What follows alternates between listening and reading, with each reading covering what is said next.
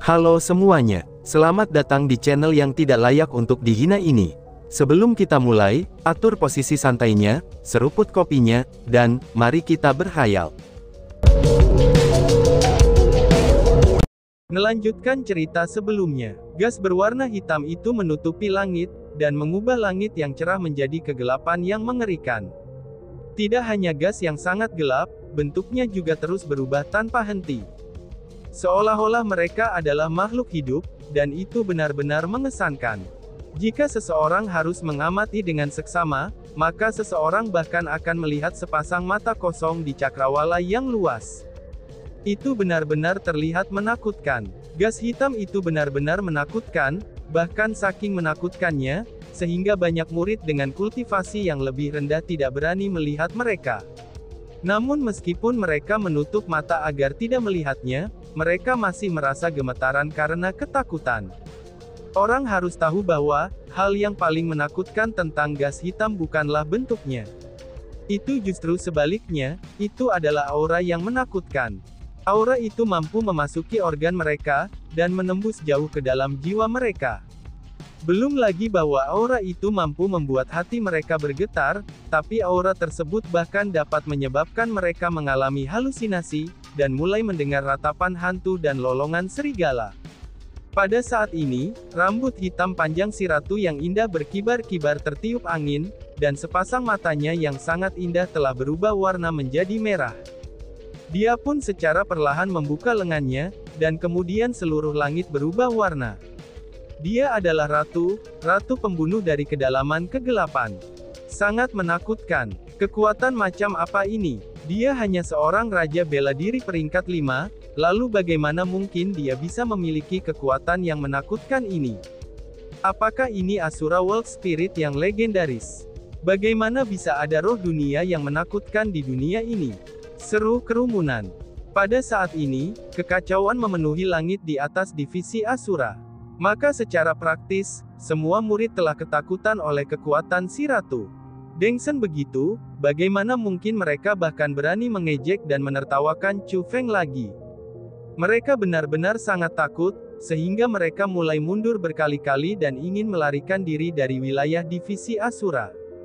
Bahkan para jenius tingkat iblis seperti Tao Xiangyu, Zhao Jingang, dan Qi Yanyu tidak terkecuali.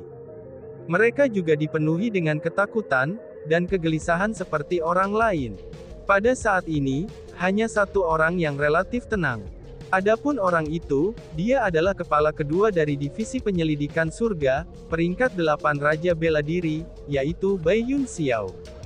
Namun sayangnya, dia tidak mengambil inisiatif untuk menyerang. Lagi pula, aura yang dipancarkan oleh si ratu terlalu kuat, dan bahkan dia tidak tahu pasti apakah dia akan mampu mengalahkannya.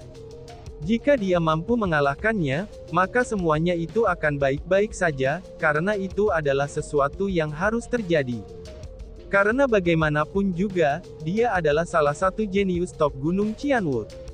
Namun jika dia dikalahkan oleh si ratu, maka dia benar-benar akan mempermalukan dirinya sendiri di luar perbandingan. Bagaimanapun juga dia adalah peringkat 8 Martial King, sedangkan si ratu adalah peringkat 5 Martial King. Pada saat ini, Bai Yun Xiao tidak punya pilihan selain mengakui bahwa, dia agak menyesal telah terlibat dengan kekacauan ini. Karena sekarang dia terjebak di antara batu dan tempat yang keras, dan tidak bisa bertarung ataupun mundur. Bahkan seseorang yang sekuat Bai Yun Xiao saja menyesal, maka tidak perlu untuk menyebutkan yang lain. Ini terutama berlaku untuk anggota divisi Beast King, yang masing-masing dari mereka panik hingga ekstrim. Masing-masing dari mereka adalah binatang buas. Dengan demikian, mengalir dalam darah mereka adalah keberanian binatang buas. Dengan demikian juga, mereka adalah penikmat perang yang sangat haus darah yang tidak takut apa-apa. Namun ketika kedua kepala mereka berdua dikalahkan oleh si ratu dengan satu serangan, bagaimana mungkin mereka bisa terus menunjukkan keberanian mereka yang tak kenal takut itu? Masing-masing dari mereka sudah sangat ketakutan, sehingga mereka mengencingi celana mereka karena ketakutan. Bas-bas. Tepat pada saat semua orang takut dengan kekuatan si ratu, badai topan muncul dari cakrawala selatan. Suara badai yang panik itu seperti suara binatang buas. Ukuran badai itu begitu besar, sehingga benar-benar menutupi langit dan bumi. Namun, badai yang luar biasa ini tidak membahayakan benda-benda di sekitar. Sebagai gantinya, badai itu hanya meniupkan gas hitam milik si ratu. Seolah-olah badai itu datang hanya bertujuan untuk menekan kekuatan si ratu.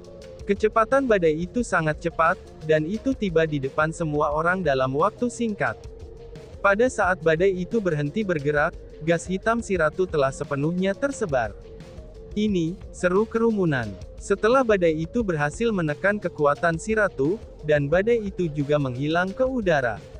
Pada saat ini, seorang pria muncul di depan orang banyak. Itu adalah pria paruh baya. Dia mengenakan gaun hijau, dan memiliki topi hijau murid di kepalanya. Pakaiannya persis seperti murid inti Qianwood Mountain. Namun meski begitu auranya luar biasa, dan itu sudah jelas bukan sesuatu yang bisa dibandingkan oleh murid-murid lain. Pria ini tingginya lebih dari 2 meter. Bukan saja dia tinggi dan tegap, dia juga memiliki sepasang mata yang tajam dan pupil hijau di atasnya. Pada saat ini, dia menyapu matanya yang aneh dan menakutkan pada kerumunan, dan itu menyebabkan mereka semua merasa takut. Qin Lingyun. Akhirnya, seseorang berteriak dengan ketakutan. Segera setelah itu, semua orang menghirup udara dingin dan rasa hormat memenuhi tatapan mereka. Oh, jadi dia Qin Lingyun, gumam Chu Feng. Pada saat ini, Chu Feng juga mulai mengerutkan keningnya, dan mulai dengan sungguh-sungguh mengukur kekuatan pria di kejauhan. Qin Lingyun adalah kepala divisi Lingyun, dan menduduki peringkat kedua dalam daftar suksesi Qianwood. Pada saat yang sama, ia juga anggota dari Departemen Hukuman. Meskipun Qin Lingyun berada di peringkat kedua dalam daftar suksesi Gunung Qianwood, tapi dia sebenarnya telah bertarung dengan Qin Mowen, murid peringkat pertama di daftar suksesi Gunung Qianwood dengan hasil imbang berkali-kali. Alasan mengapa Qin Mowen menduduki peringkat pertama adalah, itu karena ia lebih tua dari Qin Lingyun, dan divisi penyelidikan surga lebih kuat daripada divisi Lingyun milik Qin Lingyun. Ketika mempertimbangkan kekuatan keseluruhan mereka, Qin Mowen melampaui Qin Lingyun. Dengan demikian, Qin Mowen dianggap sebagai keberadaan terkuat di daftar suksesi Gunung Qianwood. Namun dalam hal kekuatan pribadi, kekuatan Qin Lingyun setara dengan Qin Mowen, dan dia sepenuhnya pantas dikenal sebagai jenius nomor 1 di daftar suksesi Gunung Qianwood sebagai murid terkuat. Ini bagus. Aku benar-benar tidak pernah membayangkan bahwa saudara senior Qin akan datang juga. Kakak senior Qin tak terkalahkan. Kita akan melihatnya, bagaimana Chu Feng ini dapat terus bertindak begitu sombong. Ketika mereka melihat Qin Lingyun, Tao Xiangyu dan yang lainnya merasa sangat gembira saat mereka berkata. Meskipun Qin Lingyun adalah individu yang sangat bangga dan menyendiri, tapi dia bagaimanapun juga adalah anggota Departemen Hukuman. Karena dia sudah datang, maka kemungkinan terbesarnya untuk membela Tao Xiangyu. Dan karena Qin Lingyun telah menunjukkan dirinya, maka mereka dengan kuat percaya bahwa Chu Feng pasti akan dikalahkan. Hanya dengan Qin Lingyun saja bisa melampaui kekuatan si ratu sebelumnya, maka itu sudah cukup untuk menunjukkan kepada orang banyak bahwa dia sangatlah kuat. Chu Feng, kultivasi apa yang dimiliki Qin Lingyun ini? Si ratu diam-diam bertanya pada Chu Feng. Dia memiliki harta padanya yang menghalangi aku untuk melihat kultivasinya. Namun meski begitu, dia pasti lebih kuat dari Bai Yun Xiao. Ratu, apakah kamu memiliki keyakinan bisa menang melawannya? Balas Chu Feng. Chu Feng tahu bahwa dia sudah jelas bukanlah tandingan Qin Lingyun. Dengan demikian, dia hanya bisa menempatkan semua harapannya pada si ratu. Jika kita dari kultivasi yang sama, maka bahkan jika ada 10.000 Qin Lingyun, mereka tidak akan cocok untuk ratu ini. Namun perbedaan antara kultivasi kami juga terlalu besar. Aku khawatir kalau aku jauh lebih rendah darinya, ucap si ratu sambil menggelengkan kepalanya. Meskipun dia sangat tidak rela, tapi dia tidak punya pilihan selain mengakui bahwa Qin Lingyun benar-benar terlalu kuat, dan juga bahwa dia merasa tidak percaya diri untuk bisa menang melawannya. Setelah dia mendengar apa yang dikatakan si ratu, Chu Feng mulai mengerutkan kening lebih erat. Sebelumnya ketika Bai Yun Xiao dan yang lainnya datang, meskipun Chu Feng tidak memiliki keyakinan mutlak bahwa dia bisa menang, tapi dia masih agak percaya diri dengan adanya ratu di sampingnya. Namun sekarang, situasinya benar-benar berbeda. Setelah Qin Lingyun muncul, situasi telah berubah sepenuhnya. Mereka sama sekali tidak memiliki kemampuan untuk berdiri melawan Qin Lingyun sama sekali. Saudara senior Qin, Chu Feng itu benar-benar terlalu berani. Tanpa alasan yang jelas, ia melukai saudari kita junior Tao. Terutama untuk roh dunia itu. Dia benar-benar tidak disiplin dan di luar kendali. Dia benar-benar secara terbuka menamparkan adik junior Tao, dan merusak wajahnya yang cantik. Kami datang ke sini demi membuat Chu Feng meminta maaf kepada saudari junior Tao. Namun sayangnya, dia menolak untuk menerima alasan apapun. Dia tidak hanya menolak untuk meminta maaf, dia bahkan menghina dan menyerang kita. Apakah pernah ada murid baru seperti dia? Seumur-umur, kami tidak pernah mendengar ada murid seperti dia. Dia benar-benar tidak menempatkan senior di depan matanya. Saudara senior Qin, kamu datang pada waktu yang tepat. Kamu benar-benar harus memberinya pelajaran, sehingga dia bisa belajar berperilaku baik di Gunung Qianwood kita.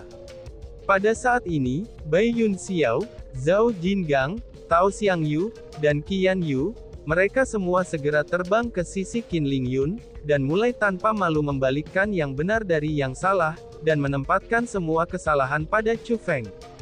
Namun yang mengejutkan semua orang adalah, Qin Lingyun mengabaikan mereka sepenuhnya, dan juga mengabaikan Chu Feng. Sebagai gantinya, dia mengalihkan pandangannya ke arah Bai Ruoshan dan bertanya, "Kamu memiliki garis keturunan kekaisaran?" tanya Qin Lingyun. Pertanyaan Qin Lingyun ini benar-benar mengejutkan orang banyak.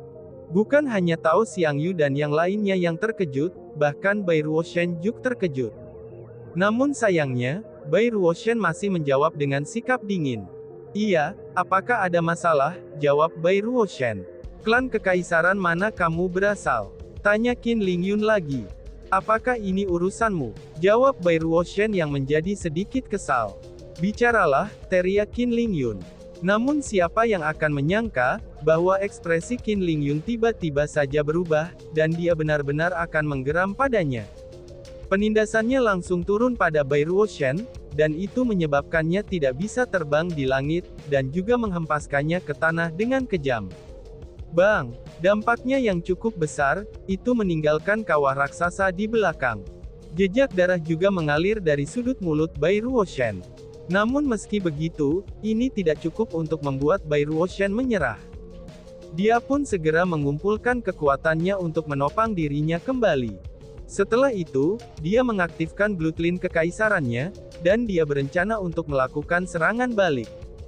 Bang! Namun tepat setelah Bai Ruoshan berdiri kembali, penindasan Qin Lingyun langsung menimpanya sekali lagi, dan itu memaksanya untuk berlutut ke tanah.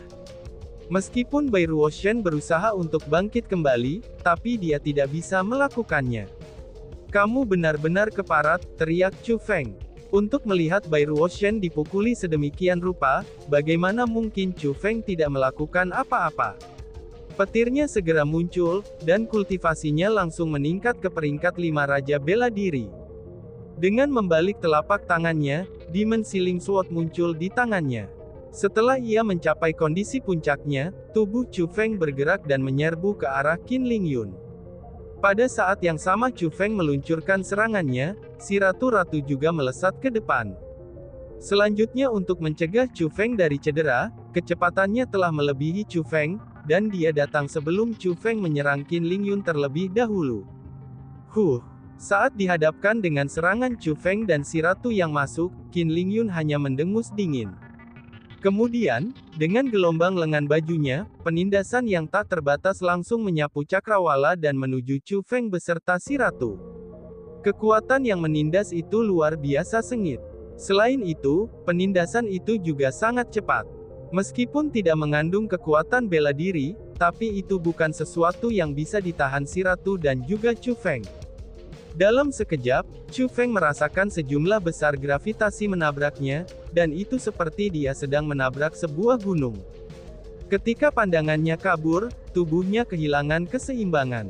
Dan seperti karung pasir, ia jatuh dari langit menabrak tanah. Setelah dia jatuh ke tanah, Chu Feng menciptakan kawah yang sama seperti Bai Ruo Shen. Namun bedanya, Chu Feng tidak memuntahkan darah. Dan sebaliknya, ia relatif tidak terluka. Namun meski begitu, Chu Feng merasakan jumlah tekanan yang sama dengan Bai Ruo Shen. Dengan tekanan yang menekan punggungnya, Chu Feng tidak dapat berdiri kembali. "Dasar bajingan, lepaskan ratu ini!" teriak si ratu. Pada saat ini, suara marah si ratu tiba-tiba saja terdengar.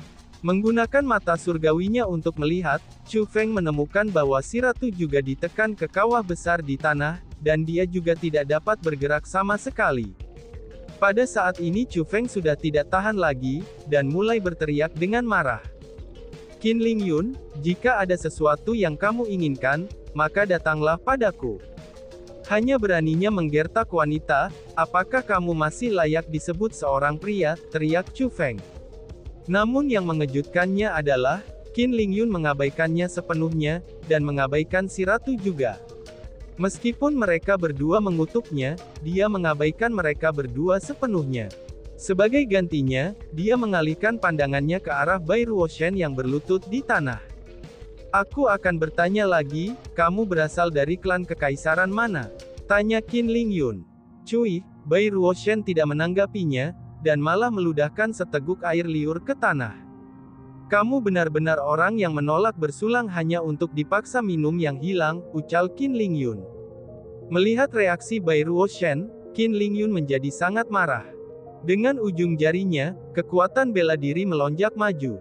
Dalam sekejap, kekuatan bela dirinya berubah menjadi 100 jarum tajam yang tipis.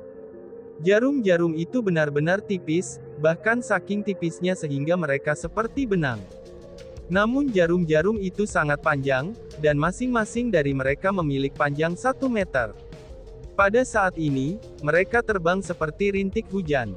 Akhirnya dengan suara pupu-pupu-pupu, jarum itu menembus ke tubuh Bai Ruo Shen. Menjerit, menusukkan jarum ke tubuhnya adalah rasa sakit yang begitu kuat sehingga itu bahkan mengguncang hatinya. Bai Ruo Shen tidak dapat menahan rasa sakit itu, dan dia pun menjerit dengan suara yang tak tertandingi. "Qin Lingyun, aku akan membunuhmu," teriam Chu Feng dengan murka. Pada saat ini, Chu Feng berada di puncak amarahnya. Bukan hanya tinju yang mengepal memancarkan suara berderit, bahkan giginya berderit juga saat dia menggertakkannya. Namun, kekuatan Qin Lingyun yang menindas itu bagaikan gunung tak terlihat yang sedang menimpanya, dan itu membuatnya tidak mampu bergerak. Tak berdaya, dia benar-benar tak berdaya.